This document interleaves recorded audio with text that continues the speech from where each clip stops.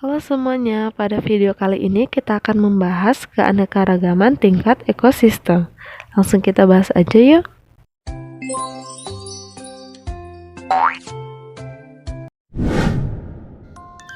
Apa sih ekosistem itu? Ekosistem adalah hubungan atau interaksi timbal balik antara makhluk hidup yang satu dengan makhluk hidup lainnya, dan juga antara makhluk hidup dengan lingkungannya. Dalam aktivitas kehidupannya, makhluk hidup selalu saling berinteraksi, sehingga makhluk hidup tidak dapat hidup sendiri.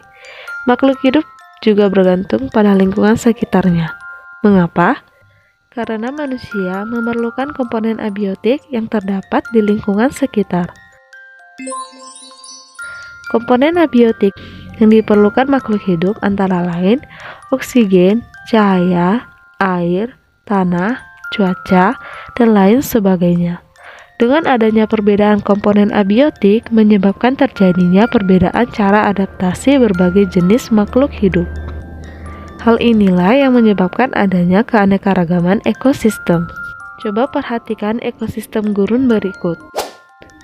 Ekosistem gurun memiliki ciri-ciri tanah yang berupa pasir, sehingga sering disebut padang pasir, gersang, dan curah hujan rendah.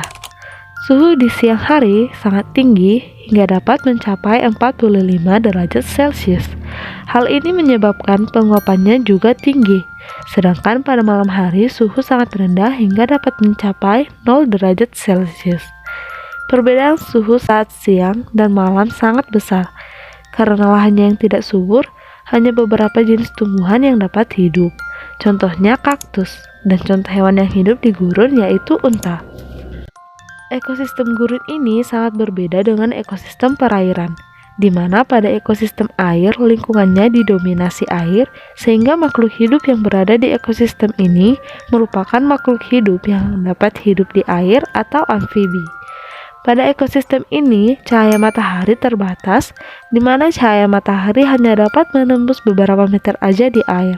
Hal ini menyebabkan adanya perbedaan suhu di permukaan air dan di kedalaman air.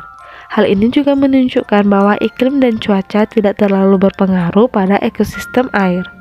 Selain ekosistem gurun dan ekosistem perairan ini, masih banyak lagi loh ekosistem yang terdapat di bumi ini. Karena itulah adanya keanekaragaman tingkat ekosistem.